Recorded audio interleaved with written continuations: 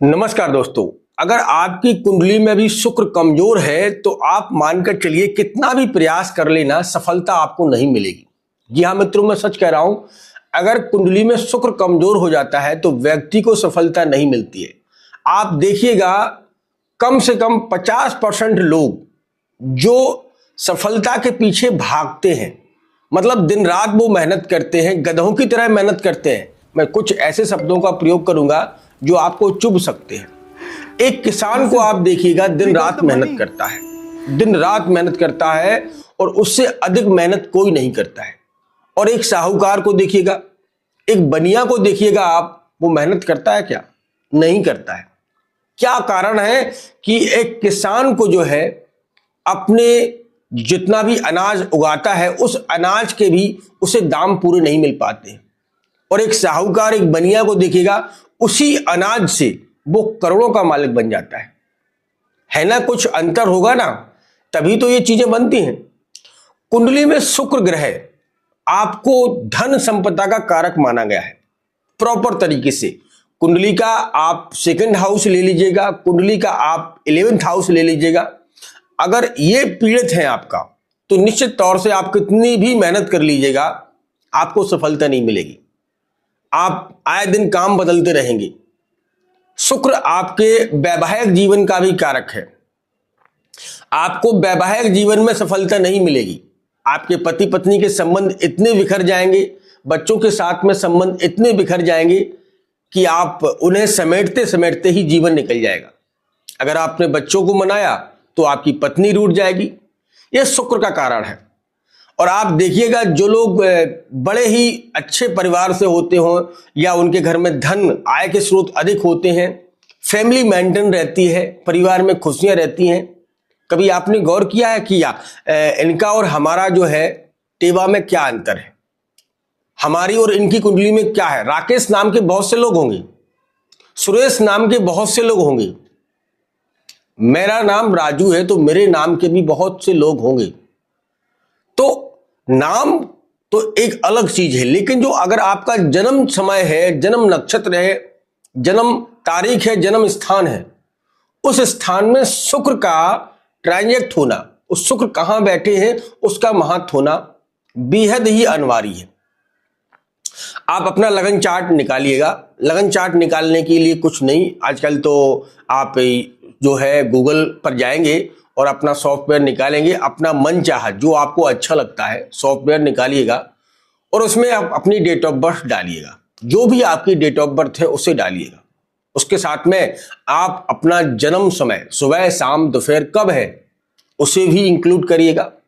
साथ में अपना जन्म स्थान, ये 3 चीजें और नाम, ये 4 चीजें उन्हें जरूरत होती है जो सॉफ्टवेयर आपकी जो है लगन चार्ट निकाल देगा। लगन चार्ट के साथ में आपको D9 चार्ट और देखना है। 2 चार्ट देखना बहुत जरूरी है, एक लगन चार्ट और एक D9 चार्ट। इन दोनों चार्टों को देखिएगा कि शुक्र आपका किस घर में बैठा है। और अगर शुक्र पीड़ित है तो उसके लिए मैं उपाय आज आपको बताने वाला हूं। 100% वो उपाय आपके लिए फायदेमंद रहेंगे। 100% मैं दावे के साथ कहता हूं कि शुक्र मजबूत होगा आपका। और अगर आपका शुक्र मजबूत होगा तो निश्चित तौर से आपके घर में धन, ऐश, कीर्ति, वैभव सब कुछ प्राप्त होगा। पहले हम थोड़ा शुक्र के बारे में जान लेते हैं कि शुक्र हैं क्या। शुक्र दैत्यों के गुरु हैं, शुक्राचार्य इनका नाम है। कुंडली में इनको सबसे बड़ा ज्ञानी और सबसे बड़ा शिव भक्त कहा गया है। शिव भक्त जो है वो शुक्राचार्य है। भगवान विष्णु को नहीं मानते हैं, वो शंकर जी को मानते हैं। भगवान शिव की आराधना करते हैं क्योंकि भगवान विष्णु को छलिया के रूप में मानते हैं। इसीलिए शुक्राचार्य अधिकांश देखना सूर्य के नजदीक जितने होंगे, सूर्य के नजदीक जितने शुक्राचार्य जाएंगे उतना ही उनका बल कमजोर हो जाता है, क्योंकि सूर्य भगवान विष्णु का ही अंश है। ठीक है। अब कुंडली में आप अपनी कुंडली में देखिएगा कि शुक्र कहां बैठे, प्रॉपर निकालिएगा। शुक्र को सेकंड हाउस, कुंडली का लगन हाउस निकालेंगे आप, लगन चार्ट में निकालेंगे तो लगन चार्ट के बाद जो सेकंड हाउस आता है, द्वितीयस कहते हैं, वह प्रॉपर शुक्र का घर है। प्रॉपर यहां धन संचय का घर है। दूसरा 11th हाउस, इसे 11 कहते हैं, एकादश भाव कहते हैं, हमारी भाषा में एकादश कहते हैं, आपकी में 11 मतलब 11th मान लीजिएगा आप, इसे कहते हैं। यहां शुक्र होना आपकी उन्नति का कारक है। 6 और 9वें भाव में, 6वें घर में और 9th हाउस में यहां शुक्र होना आपके लिए लग्जरी लाइफ का कारक है। शुक्र आपका लगन में ही बैठा है तो आप बहुत स्मार्ट, सुंदर, कायाकल्प वाले होंगे। अगर शुक्र पंचम हाउस में बैठा है तो ऐसा व्यक्ति शेयर मार्केट से बहुत अच्छा पैसा कमाता है, शेयर मार्केट का दाता बन जाता है, शेयर मार्केट को गाइड करने लगता है, शेयर मार्केट से लोगों को जानकारियां देने लगता है। यह होता है शुक्र का भाव। आप अपनी कुंडली में देखिएगा। अब शुक्र कहां नीच का होता है यह समझिएगा। शुक्र कन्या राशि में, बुध के घर में, 6वें घर में 6 लिखा हो कुंडली में और शुक्र बैठ जाए, मान लीजिएगा शुक्र नीच का हो गया है।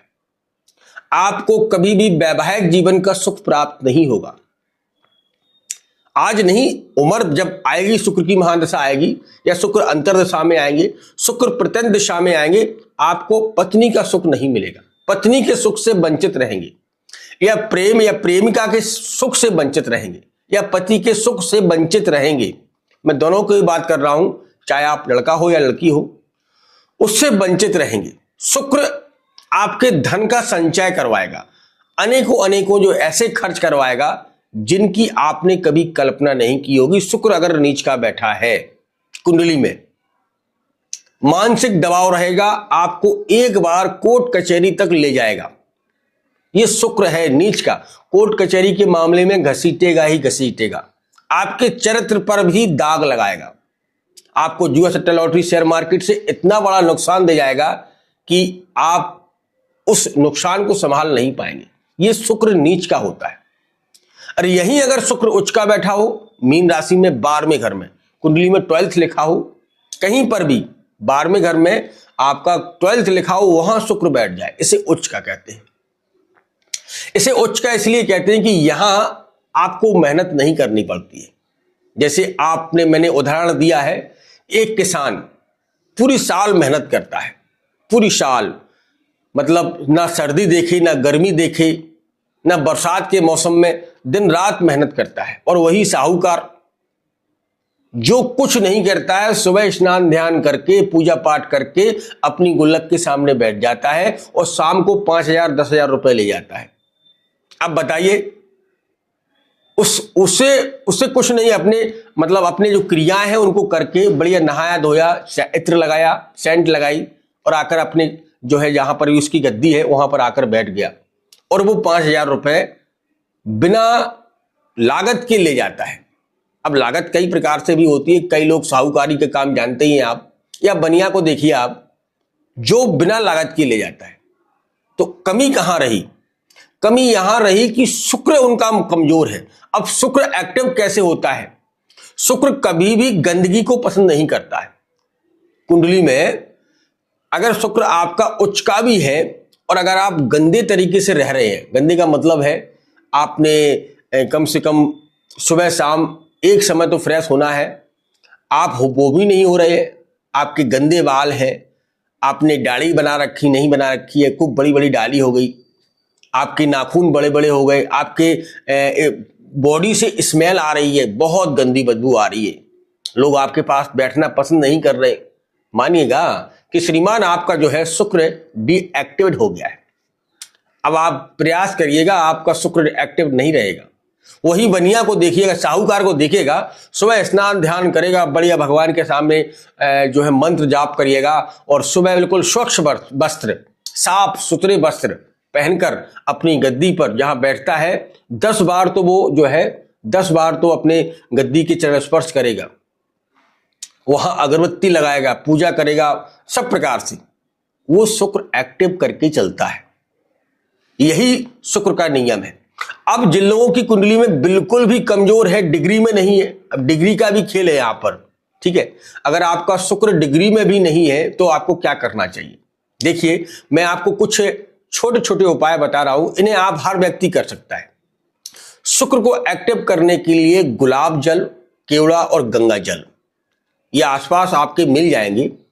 गुलाब जल मार्केट में मिलता है, गुलाब जल, केवड़ा का जल आता है, गुलाब का केवड़ा आता है, उसको ले सकते हैं, केवड़ा जल और गंगा जल, ये तीनों को मिश्रित करिएगा आप, थोड़ा पानी रखिएगा, डालिएगा और नहाते समय इनका तीनों को मिश्रित करके और अपनी जहां टप है, बाल्टी है, किसी से आप नहा रहे हैं उसमें डाल लीजिएगा या अपने सिर पर डाल लीजिएगा।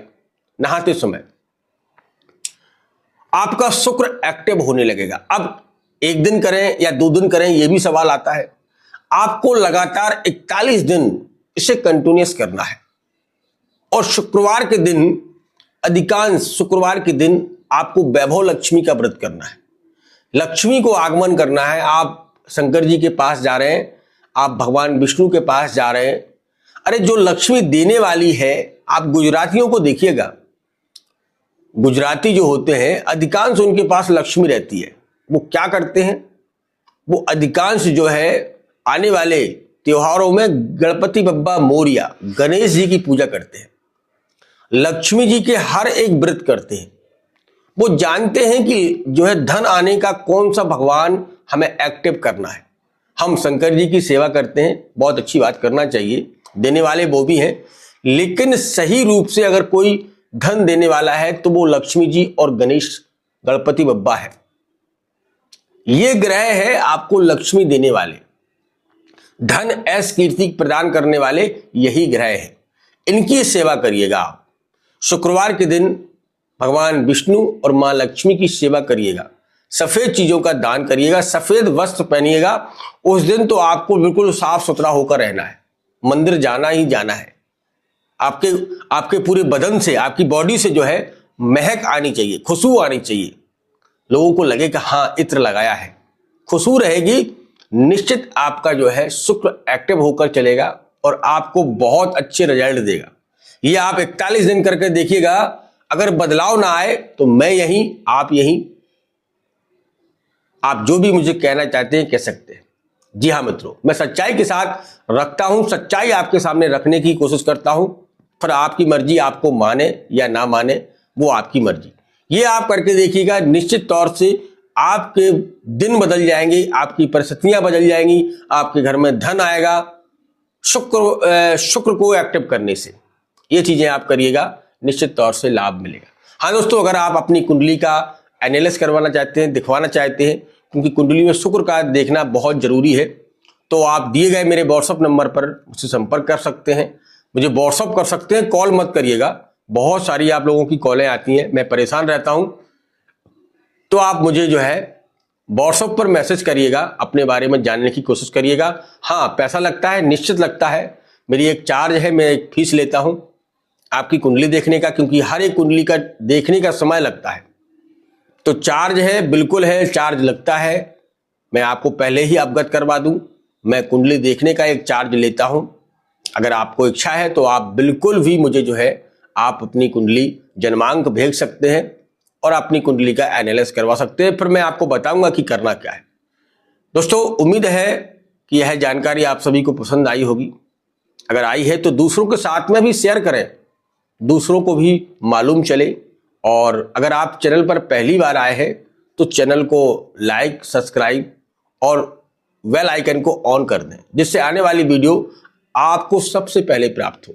अब आप सभी से हम आज्ञा चाहते हैं, मिलते हैं एक नेक्स्ट वीडियो के साथ। तब तक आप अपना ख्याल रखिएगा, सुरक्षित रहिएगा। धन्यवाद। जय श्री राम, जय जय श्री राम।